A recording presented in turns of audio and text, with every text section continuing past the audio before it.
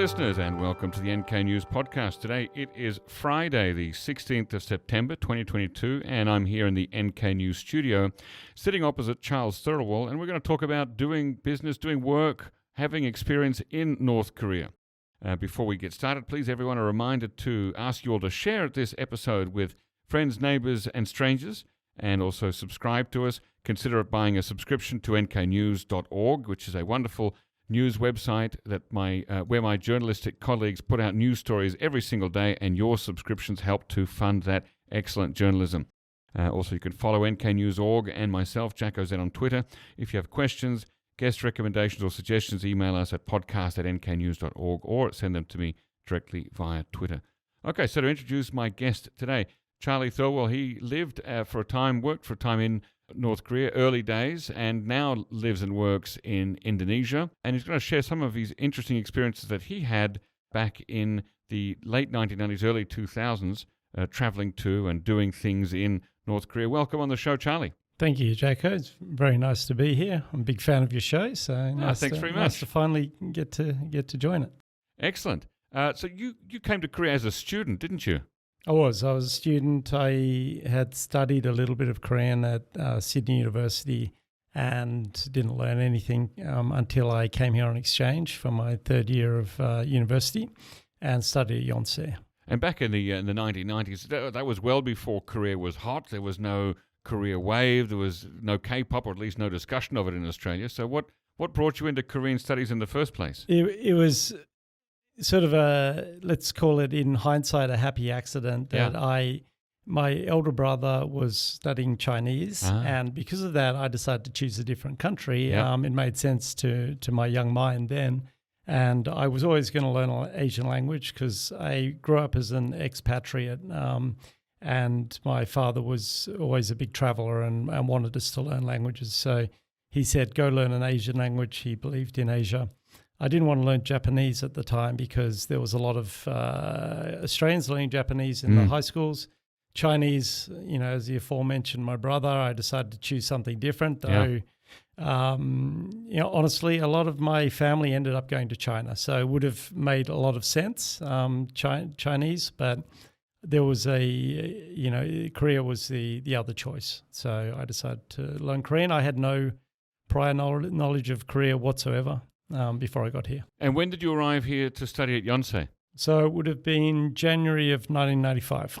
95. Okay. I came in July of 96 to teach English for the Korean Ministry of Education's EPIC program. It had a different name back then, but really? So it was about 18 months after you. But so I came that to teach, early, not to learn. You're really at the same time then. Well, and similar to you, I didn't go to Japan because I thought, there's already a lot of Australians teaching English in Japan. It seems like that market may already be somewhat saturated. I'll go somewhere that no one's going to yet. So I came to Korea.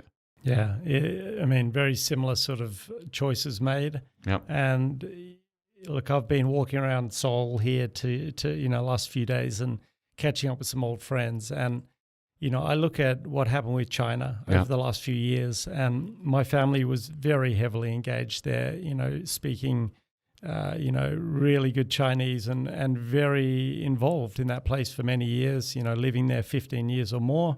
And, right now they can't go there. And, they feel like their ability to engage with the country has lessened over time. But for me, Korea has improved, and I can just be thankful that I chose it. Did your relatives feel less welcome in China now than they used to? I think every foreigner feels less welcome in China, and I also have a bit of a history in China and spent a lot of time there, and I saw this very early on, that China was beginning to change. I saw it around the Beijing Olympics, and from then maybe because I had this, I wasn't living there, I was just traveling there every single year, so I had a bit of an outsider's perspective. So every time you went back, you could feel a bit of a change, and it's just deteriorated and deteriorated. China, when I first went there, which was actually also 95, was just fascinating and was just getting better and better, and it was amazing in the early 2000s, but it has become more bland. I mean, the government authorities have cracked down on a lot of the interesting sort of little restaurants and stuff. Even the facades and stuff like this have become more uniform, And, I've got a lot of friends who've got even restaurants there, and they are just constantly getting told no by authorities, whether they be Chinese or foreigners. I feel it's just becoming a more stifling environment. So I've got a lot of foreign friends from China, and I feel like their ability to engage in the future with China, they all just don't know if they'll have that sort of future in China anymore to be able to travel there and enjoy it. Now, you coming here in the mid-1990s, you had a very lucky, another happy accident where you're here as a student, you're in your early 20s, and then suddenly you have this opportunity to pay a visit to North Korea. So I was hired by a French company, Decathlon, which is the big sporting goods company, which I think everyone is aware of now around the world. Of course, in those days, there was no Decathlon stores here in Asia, but now it's But there were factories, weren't there? There was manufacturing. So they were doing, order-based factories. So they didn't own any factories. They were just doing order stuff. And in South Korea, they were making fishing rods, skis. There was still a little bit of stitching going on, like tents and some specialty sort of bags. And then there's a lot of componentry, like materials. This is like, Korea used to be a big stitching kind of place, footwear and bags and clothes. And then that componentry, like the materials and all the componentry that goes into that, was the last one to leave because those big factories were still set up. And, basically by the time I was hired, I was in charge of the heavy stitching department, which was tents and made sort of backpacks. But that department was kind of dying off. But they hired me because I had studied Korean at Yonsei University and they wanted to go to North Korea. So were they in the process of or thinking about moving their stitching operations from South Korea to North Korea? Well, they were this young company that had a big success out of trying new things. And so they thought, let's go to North Korea and just see if it's a good place to manufacture. Obviously, it's, coming down to the labor cost in North Korea was extremely attractive. Right. But it was literally just a test. It wasn't... there was no major sort of strategy behind it. It's like, let's go see if this thing works out. And was it you that had to reach out to North Korea and make first contact and say, look, we'd like to come and do a little pilot program, or did somebody else do that? They got a contact through the French embassy. The guy we mentioned before, Jean-Jacques Grouard, who I think set us up with somebody in Beijing, a North Korean, one of these sort of middlemen kind of people. And my boss reached out through the embassy, and we had this contact. And then I went up with one of my bosses. This was in my first year of working out of university. It was my very first job. And we went up there in was it mid-year or maybe it was winter of 97. Wow, okay. Yeah, so it was cold. Yeah, I can imagine. And how was it? What was it like? You'd lived in Seoul by then for more than a year, 2 years, I say, and then suddenly you're in Pyongyang. What's that like? So before I went, it was North Korea at that time was very much an unknown country. I mean, first of all, the world was a different place. We didn't have internet. You couldn't just Google anything. There was zero information about the place. So, it was all what was sort of circulating through my head. And, it was in those days, no one had been to North Korea. Although I do remember... sorry to jump in here. I had when I came in '96, I had a copy of The Lonely Planet, and it was mostly South Korea, but there was a little chapter at the end, slim, but there was something on North Korea. Yeah, interesting. Because it just felt like this place which was just off the map, and you'd speak to South Koreans in those days, and they'd all say this is the place they're most interested in, which probably is not the case today for South Koreans. And so in my head, I just decided this place, I grew up as an expat. And so even my own, which I call my home country now, Australia, the first time I went there when I was 8 years old, and I already had an outsider's perspective and saw, certain things that, I didn't really necessarily feel resonated with me, you know, as an outsider.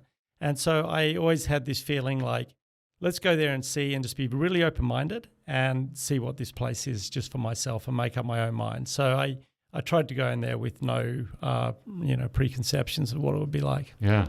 And you brought something not every visitor to North Korea would take. It's rollerblades.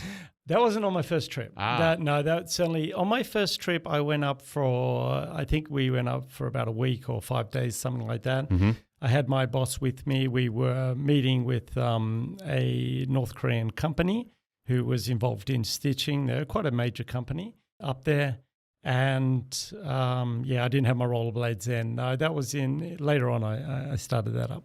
Okay. So then when you went back on subsequent visits to run this pilot program, how did that go? Was the quality of work to the company, to Decathlon's liking, and was it easy to work with the North Koreans? So what happened was, first of all, the communications then were just impossible. I mean, you go to the embassy in Beijing, and the North Korean embassy, and you just have no idea what is happening. They'd come out, they'd hardly speak a word to you. They'd go in the back, and then they'd scream over the phone to, their counterpart in North Korea, then they come out and say, "Come back tomorrow." And you'd have no idea whether you're actually going to get into North Korea or not. And, of course, I now know the system is they were ringing up the Ministry of Foreign Affairs in Pyongyang to get their approvals because they don't actually do anything on the ground in the embassy in Beijing. But in those days, I had no idea about that. So the first trip, I think actually I made a mistake here. It was probably summer. I was up with my boss. It was just 5 days. And then my second trip, I went back and it was winter. And my French country manager boss was away, but I decided to go up and do this test production because all by yourself. It was kind of looming, and it was time to do it. Yeah. But I couldn't contact. I mean, we didn't have email and stuff like that, and he wasn't there, so I just decided to go do it. So I went up there alone, and I decided to stay for a month because I wanted to see the entire production. So I went up there, and then I also thought, okay, I'll save some money. So I didn't stay in the Koryo Hotel. So initially I stayed in the Koryo Hotel. I stayed in a small hotel, and I was up there for a month, actually just by myself. I didn't speak to another Westerner the whole time or another foreigner. There was one other foreigner who was staying in that hotel. It was the Pyongyang Ryogwan Hotel, that small hotel. And there was one other foreigner, I think he was like a Russian or something like that. He didn't speak English. And anyway, in those days, it was kind of like you walk into a dining room and they'd sit you over one side of the dining room and him over the other side. And you weren't allowed to walk across that dining room and have a conversation. So I was up there, it was an interesting month because I was up there alone. Mm-hmm. There wasn't a lot of electricity in these days. In the late 90s, it was the middle of the Arduous March in North Korea, and there was hardly any electricity. Like there was a couple of streets around the Koryo Hotel that had these street lamps, and you'd see a couple of people sitting around under them reading a book. And even in my hotel room, I had some Korean study books, and I couldn't even see them. Wow. So I'd be in my hotel room, didn't know what to do at night. There's no TV, there's no reading going on. Yeah. It was pretty boring. I was 22 years old. Yeah. And so I was doing a lot of exercise. That was my major thing, was going for runs along the river and stuff like that. Yeah. Was there someone who was tasked with being with you at all times?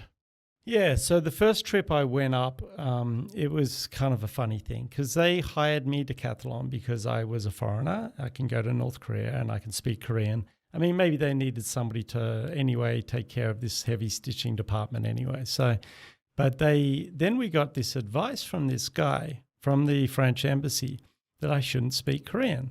So you shouldn't speak Korean? I shouldn't speak Korean. So this is the first time I went up.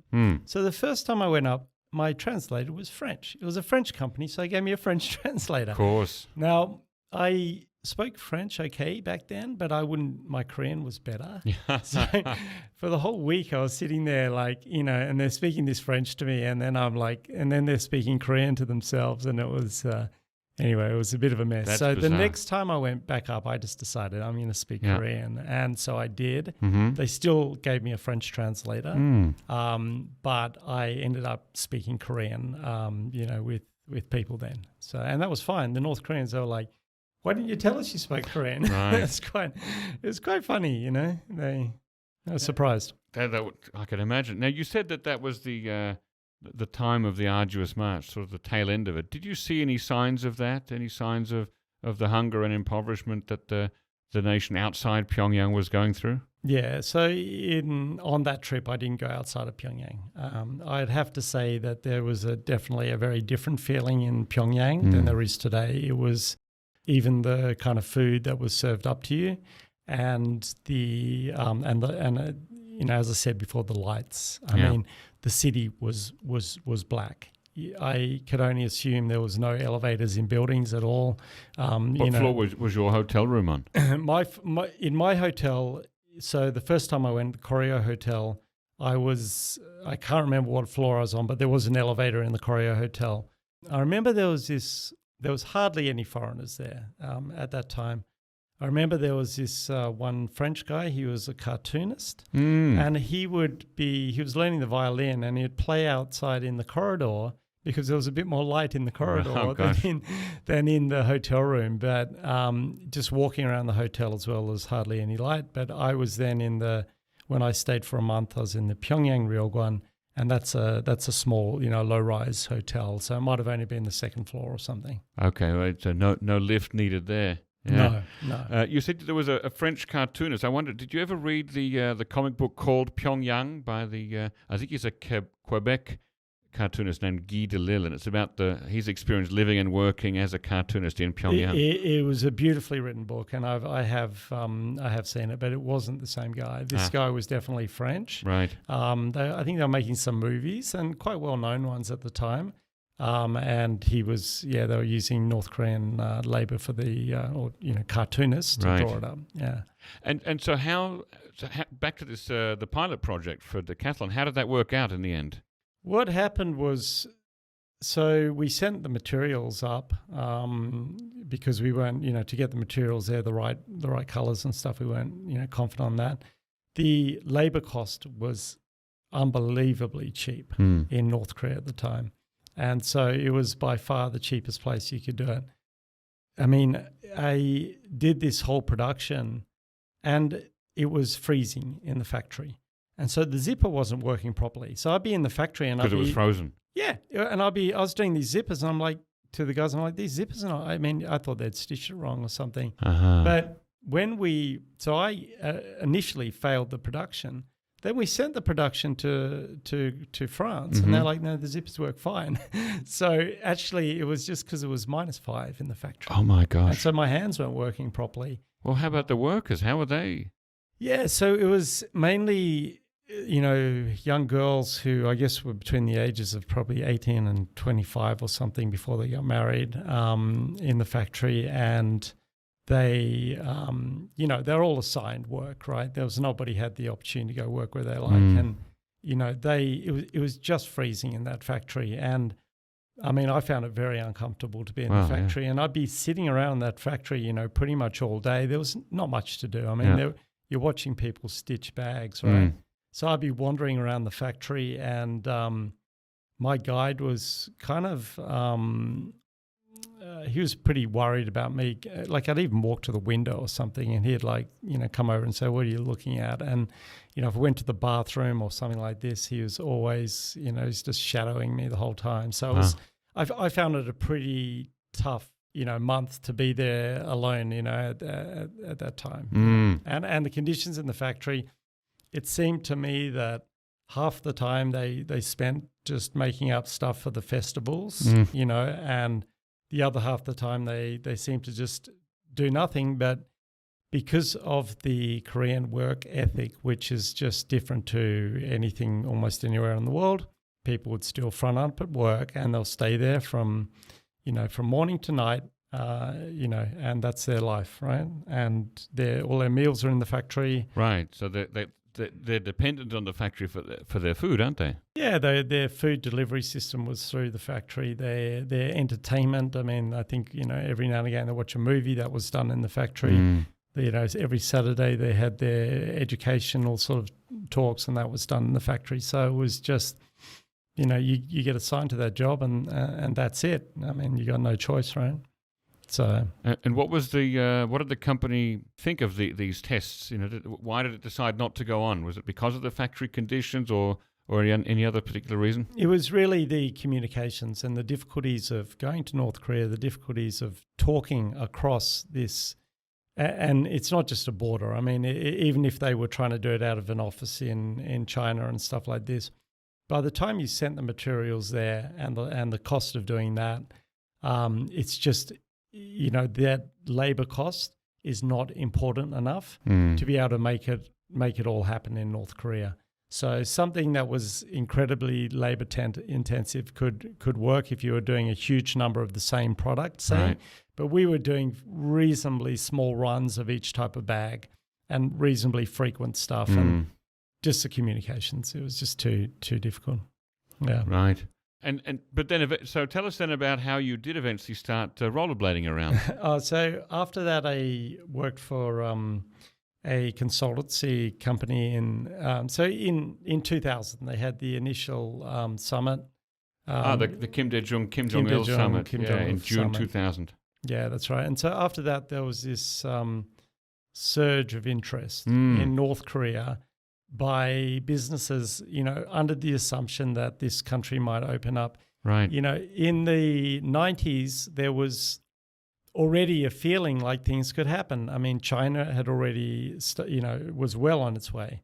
Russia had already, dropped its communism. The Cold War was over, and everyone was like, "Well, North Korea is next." And so it's just when it's going to happen. And the summit was like the idea this could be the catalyst. Right. And so after that, we had a lot of country managers for foreign companies who are based in South Korea, and they'd be naturally given the mandate over North Korea. Yeah. And so I got hired by this consultancy firm just for North Korea, based on the fact that basically I've been there twice.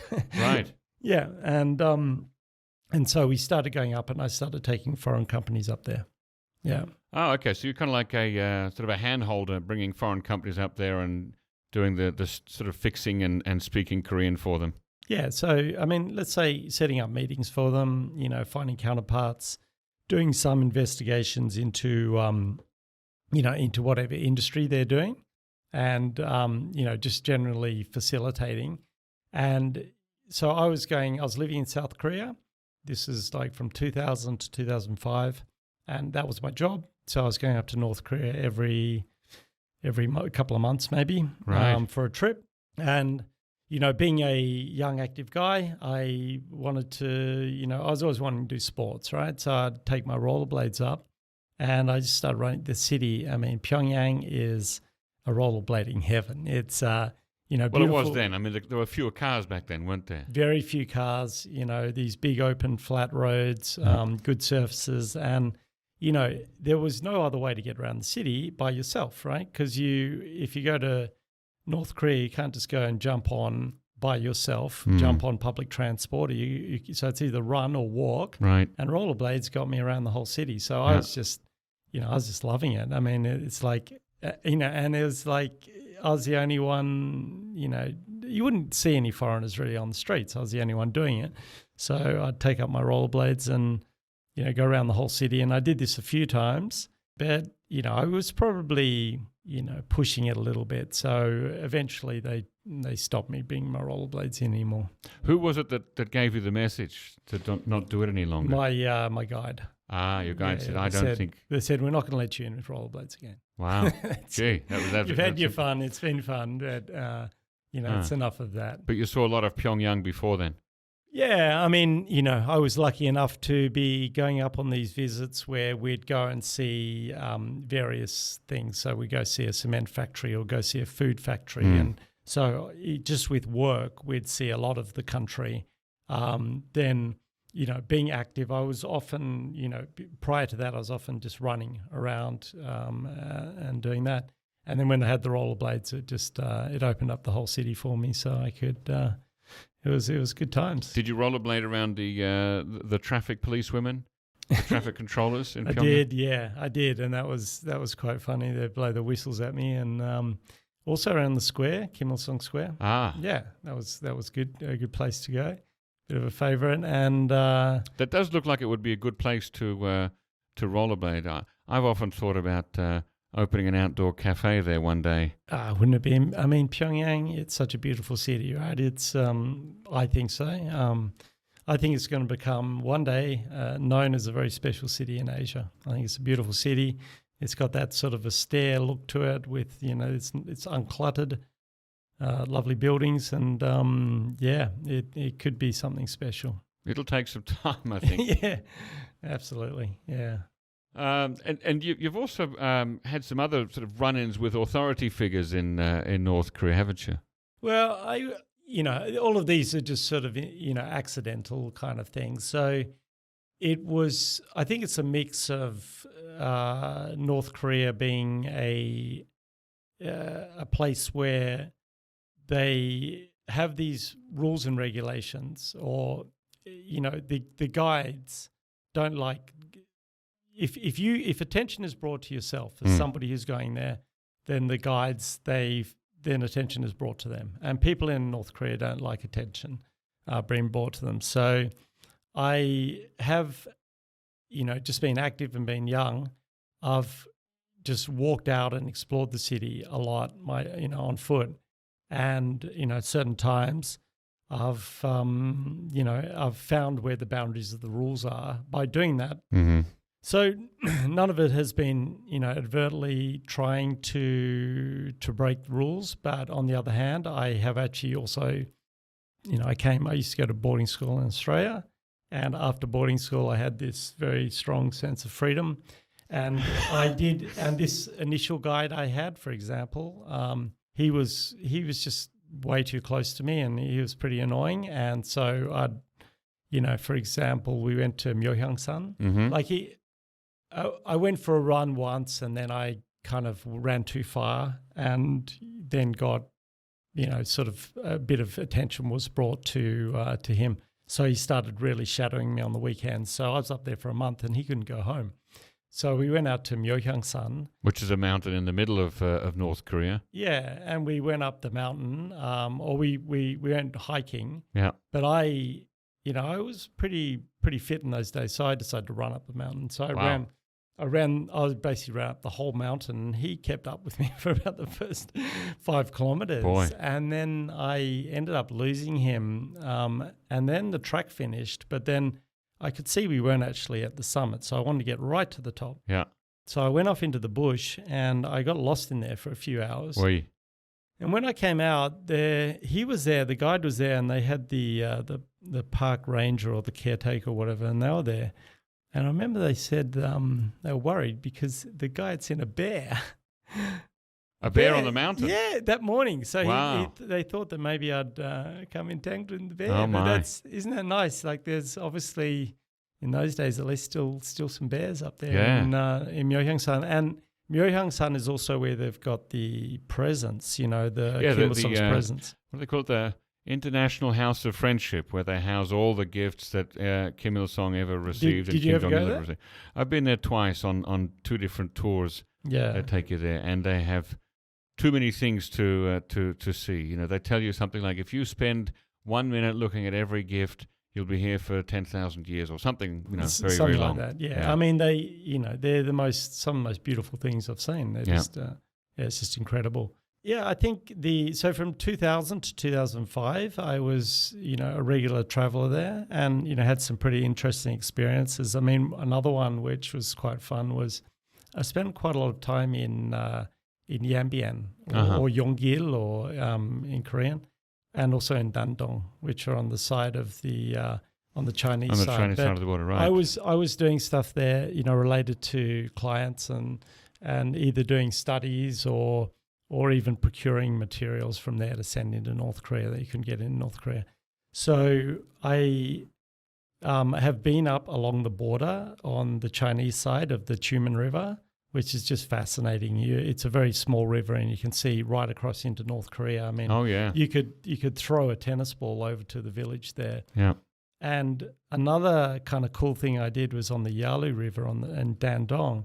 I remember around about 2003, there was all these this little group of Chinese, and they were at the river going for a swim.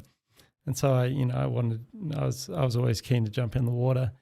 And what they do is they swim across to North Korea. So I said, okay, I'm going to join you. Like a dare? No. They just did it every day. It was like their little exercise thing. And I said, I asked them, I said, look, what happens when you get to the other side? And they said, as long as you don't get out of the water, you don't get arrested. So I thought this is pretty good. So we would swim across every day, and I joined them every single day, and we swam across to North Korea to Sinŭiju. Wow. But you don't get out of the water. You just get out, to your knees and then just swim back. And, were there soldiers there looking at you? No, I never saw any soldiers on. I have seen soldiers on the border, like somewhere else a little bit further up that river. There's a place where there's a wall in China that comes out near the border, and there's also a place where there's these islands in the Yalu River. Yeah. And on those islands, there's some North Korean guards, and you can actually reach out and hand them a packet of cigarettes across a little estuary. Right. But when I swam over, I never actually saw any guards. Yeah, it's quite fun though. And you're, let me see, I'm trying to think now how to talk about that thing that you don't want to mention by name. Look, I guess what we're getting down to is how, where the boundaries are in North Korea, right? And so there's a lot of people who go to North Korea and they sort of censor themselves. Yeah. And they will define their own boundaries for themselves and not do anything. And there's a difference between doing something which is, unethical, or doing something which would be considered rude or bad in any other place, and also a difference between just going for a walk, right? So I've had a few experiences where I've sort of got to the end of those boundaries, and I don't really want to go into specific situations because I've had work for companies and been engaged in, and still hopefully in the future with those things. I mean, some of these things are, I think just because I was just so young when I was going there, right? I was like in my 20s, I was a very active guy and also very adventurous. I'd grown up in Papua New Guinea, and we didn't really have any boundaries there. So I kind of was just off doing my thing. Yeah. So I have had I have had those experiences, but I have to say, look, my feeling is I've always been treated very well by the North Koreans. They've, in business, they've stuck to the contracts that we've signed. Mm-hmm. They've stuck to the agreements that we've made. The major thing that has been difficult for doing business there has been the communications and and information and stuff like that. But in terms of the the regulatory environment, it's been fine, and we've had some pretty good experiences there as well. So there was a time there though when you weren't welcome for a while in North Korea, wasn't there? Yeah, I mean they wouldn't give you a visa. That really was related to a particular incident where I basically pushed those boundaries a little bit too far. So I mean, North Korea is a place where there's regulation for people, whether you're North Korean or foreigner, and they have this. They have a system of approvals if you want to travel around the country at all. Yep. So before you want to go anywhere, you have to get those approvals. And we have at time, and any foreigner who goes there can, especially if you're trying to get things done, you will get frustrated by those rules, as a North Korean would. Mm-hmm. You saw the same sort of regulations in China in the early days. And I'm pretty sure there'll be lots of foreigners who were in China in the early days who pushed up against those boundaries, and over time they lapsed. I have found that North Korea has got easier as a foreigner. So when I first went there, for example, they were extremely paranoid about taking photographs. And so I got into trouble for that. And those same, that trouble I got into then, I wouldn't get in trouble for today. Now you can...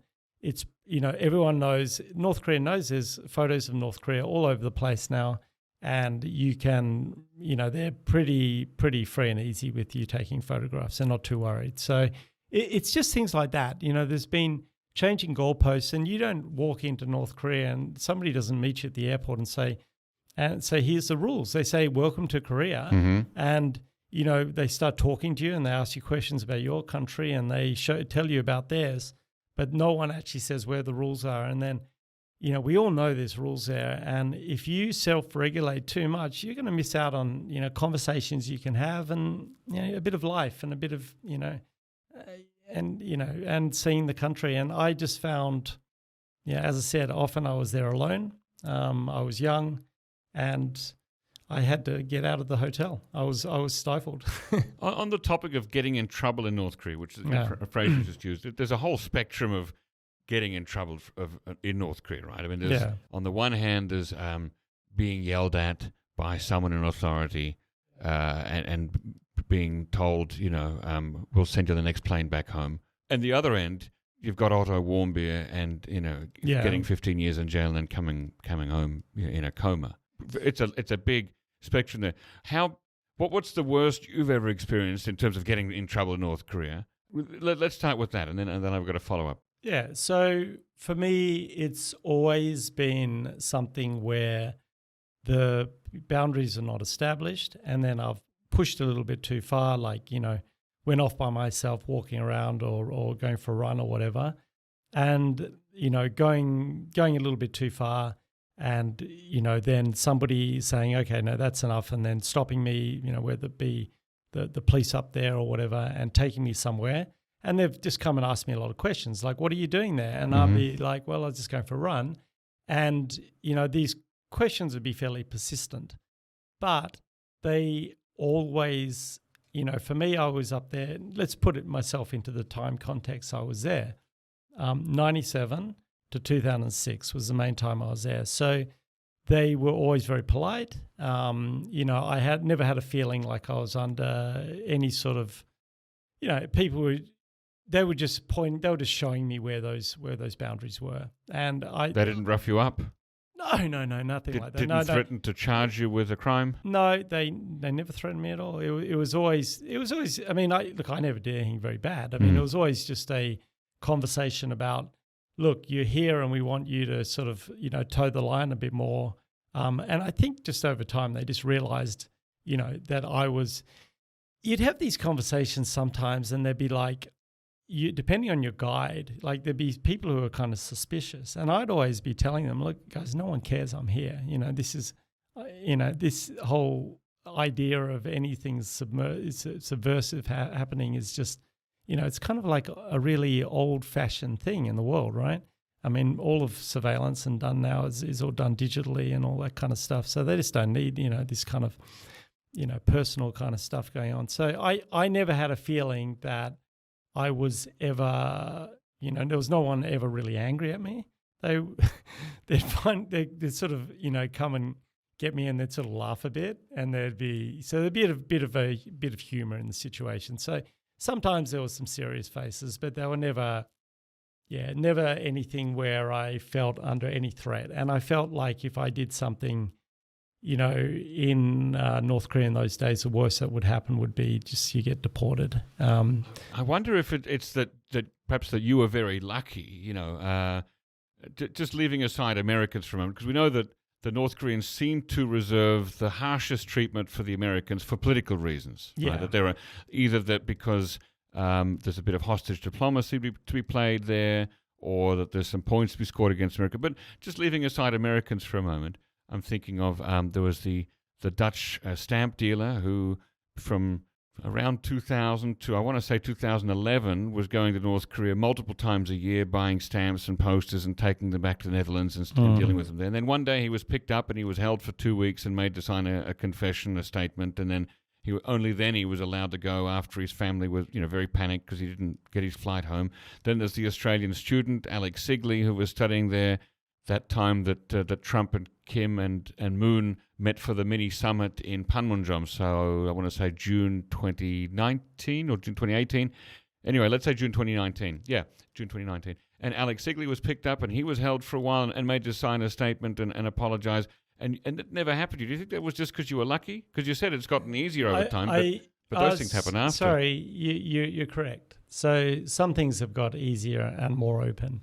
But I think there was this sort of more gentleman's agreement back in those days. And, I think this is we're not just talking about North Korea here. We're talking about the world. So there's been times in the world when there's been a strategic rivalry between nations. I mean, think back to the Great Game in, Russia and the UK for about 100 years, in the 19th century. And they, at the time, they still had this gentleman's agreement with each other, even though they were rivals when they'd meet out in this, the steppes of Central Asia and stuff. And I felt like I was sort of, in the world before the internet and the world before all of this, you just had that feeling with the world. Like, there was less of this. I mean, if you went to Iran and the Middle East, I think it was different, right? With hostages and stuff. But up until then, I'd never heard of anything happening with North Korea, and it's all seems to have happened in the last decade. So something's changed, That's my feeling about it. I came here in the summer of 96, and I think it would have been around this time, September of 96, that there was an American man who swam across the Tumen River from somewhere near Dandong into North Korea. Did he? He got out of the water. Yeah. And I believe, if I remember correctly, I think he was his mother was Korean and his father was a white American, a military fellow. So this young man was in his 20s, swam across the river, got out, and started walking around in a North Korean town on the other side of the river. And I believe he had a dream of becoming a missionary over there. Like he said, God had told him to go and convert the North Koreans. And so they spotted him because he's tall. He's half white, and so they picked him up, and he was the first American who was held in a hotel in Pyongyang for about a month until the then governor of New Mexico, Bill Richardson, actually flew out and negotiated his release. And they presented a big bill that says, "Here, this is for your months at whatever the hotel was that they held him at. Maybe it was the Yanggak or maybe it was Koryo. It said, you owe this many thousands of dollars for your stay in our country." So when you think about that, that is a really, really benign response. I mean, imagine if one of us was to cross, any border in the world. We're not talking about Europe or something like that. Talking, any other border. I mean, China, Indonesia, where I live now, and you illegally got picked up. I mean, you wouldn't get put in a hotel for a month and then that was it, right? So, I think that story just goes to show that in those days, it was quite different in terms of how exposed you were. So something's happened over the last 10 years. I mean, there's been much more of a, all of these cases that you sort of mentioned before are all things that, kind of shocked me. I mean, it also, in those days when I was going there, Americans weren't allowed to go there. So, with an American going there, I would have been, a lot more careful because you're much more likely to be used as for diplomatic reasons, right? So, yeah. Now, so your major time in North Korea ended in 2006. That's almost 20 years ago, but you went back a few years ago in 2019, I think, didn't you? Yeah, 2018. So I went back. I'm still engaged with some people, the organization who I was doing some work with, and we went back and, it's a personal thing for me. Like I was personally paying and stuff at that trip. Look, I find North Korea a fascinating place, as of course you do. It's a example of a country which is very sophisticated and civilized, but living in history. I mean, if you look at North Korea, it has come straight out of the Chosun dynasty into Japanese occupation and then into North Korea. It does not have had any history of engagement with the outside world. And for me, that even when it comes down to just the aesthetics of it, I mean, walking around a hotel in Pyongyang is like walking into an Alfred Hitchcock, movie. Everything's in 50s style and a little bit less so today, but in 97, even hairstyles and stuff, even I remember having, they'd always assign you a translator. Yeah. And I remember some of their English, like it was learnt from books back in the 50s. So they'd bring out these 50s expressions and stuff like that. But So I've always been interested in cultures and different places. I grew up in Papua New Guinea, and that's a place which is also a very interesting original country, but it's a tribal country and doesn't have a history of administration across a whole country. But North Korea is there's no place like it in the world. So for that reason, I personally like to stay engaged, just because it's just so fascinating. So, so that's why I went back in 2018. And, the place had changed a lot. The economy has changed in North Korea. It is no longer, when I was there in the late 90s, you'd have these ideological arguments. And there was but nowadays that seems to have gone away. The sort of reverence of people for central authority seems to be freer in a way, let's say. It's just a bit more, it feels like they'd gone through a step towards a, more capitalist economy. And we've seen this, okay, over the time we've been there, but it's becoming a place where I think if there was a change of strategy, it could really change very, very fast. The people's minds have changed a bit as well. It's funny, this internet. I mean, they don't have internet there, but it's still, stuff is still just, the whole world has changed with it. And I think North Korea as well.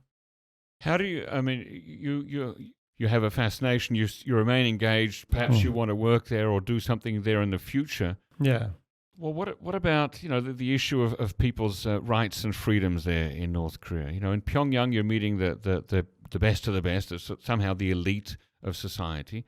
But, out there, you've got somewhere around 20 million people who may not have the opportunities, who probably don't have the opportunities that the people in Pyongyang do, and they certainly don't have the opportunities to move to other countries where they might. So how do you deal with that? If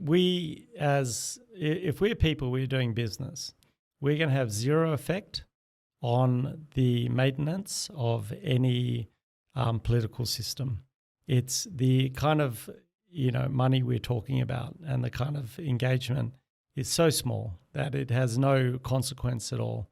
But for me, North Korea, in order to open up in a way, it needs to see the possibility of engagement with the outside world in a way that's safe for itself. I mean, everybody's wants change in a systematic way, because any other change in history, if we look in human history, has always ended up in terrible situations. Every revolution, that I can think of in recent history has usually has ended up terrible. I mean, think about the Russians, and they had a real reason to have a revolution in 1917, because that system was terrible, and the consequences of that revolution were that they ended up with less rights. So I think that, for me personally, I think that the way for opening up and for things to get better is engagement with the outside world. And if we're just playing a small part of that, that's a good thing. But as I said, there's absolutely no chance that we're having any effect upon which direction that country is going. That country is deciding which direction it's going based on its own reasons, and nothing to do with we're not even a blip on the radar. Yeah. Right, but the leadership of the country is not the country in total, is it? Well, we're not engaged with the leadership. We're engaged with of course we don't meet people, high up like that. Yeah. We're meeting people who, let's say I think they're North Koreans who also want the same things that we want. I mean, whether we're meeting people from the Ministry of Trade and all these companies, they also want that engagement. So we're on the same page, the people who we're meeting with. And I mean, there is this broader, conversation that goes around which, says you shouldn't have any engagement whatsoever. But look, I live in a country now, Indonesia, which I don't think it's not as well celebrated, their lack of human rights. But I see, there's a lot of their human rights are very different to ours, for example. And then there's a lot of other examples around the world of countries which have relationships that are very different with the West, for example, whose human rights are also pretty, pretty curbed. I mean, think of, in a lot of countries in the Middle East. So I think that a lot of this dialogue has been pushed by, for interests to sort of paint that, that place with a certain brush. I'm not saying, as a small, person, a non-actor on this scene, I can't really, I don't want to talk too much and, get too in depth about what my personal thoughts are on this, other than to say that I think that North Korea is a place that has that ability to change, and I see other places that don't. So North Korea, to me, has a real possibility to become something, and it can change direction. That's my feeling. And I guess one of the reasons for that is that this is purely a political thing. It's not. It's like look at the places in the world that have that are premised upon a religion. Mm-hmm. It's much harder to change a religion than a political, viewpoint. A political viewpoint is still, no matter how rational or flawed is that argument, is still premised upon it being upon a merit-based system. So whether it's true or false, it's still premised upon merit.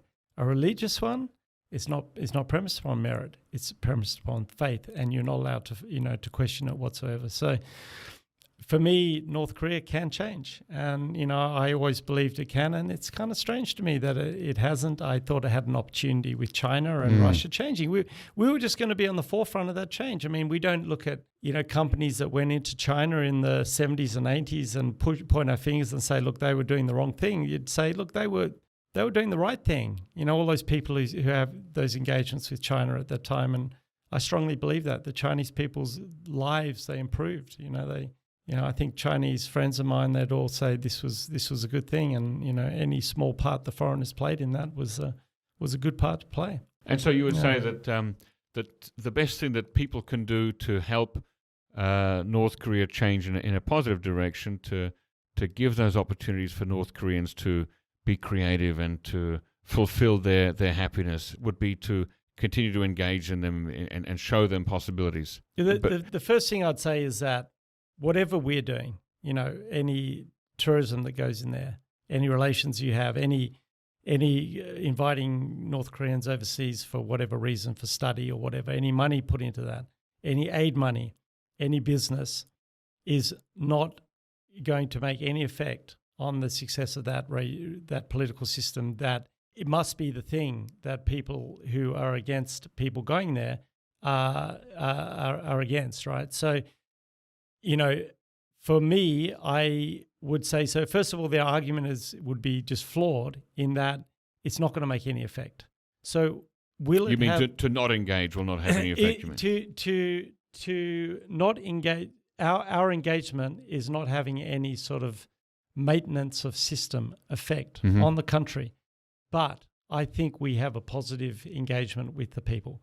Now, even if people who you meet in North Korea are somewhat or very much tailored to whom you meet, though I feel I've met a lot more people there just by the fact that, we speak the language or whatever, or just time spent there, you still, over time, are setting up relations and having many, many conversations and just sort of passing across that, the humanity and the relationships. And so, I think that is always beneficial for people to be talking and engaging. I just think that, it helps the world. I mean, the more friends you have in more places and the more engagement you have, the less likely you can become enemies with people. So I think it's a positive, that's on my side. That's, very strong in my mind that this is a positive thing to do, being engaging with North Korea in whatever way you can.